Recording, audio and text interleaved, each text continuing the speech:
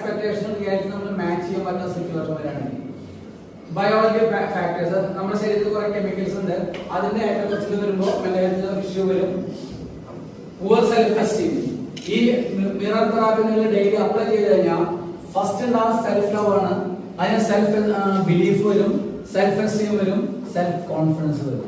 അപ്പൊ ഇത് ഡെയിലി ചെയ്ത് സെൽഫ് എസ്റ്റീം കൂടിക്കോളും. ഇനി എന്തെങ്കിലും ഇഷ്യൂസ് നിങ്ങളുടെ ചൈൽഡ്ഹുഡ് ഉണ്ടായി കഴിഞ്ഞാൽ ആ ചൈൽഡ്ഹുഡായ ഇഷ്യൂസിന്റെ ഇമോഷൻ ഇപ്പോൾ നിങ്ങൾ ക്യാരി ചെയ്യുന്നുണ്ടെങ്കിൽ, ഉദാഹരണത്തിന് നിങ്ങളുടെ വീട്ടിൽ കിച്ചണില് വേസ്റ്റ് ബക്കറ്റ് വെക്കാറില്ലേ,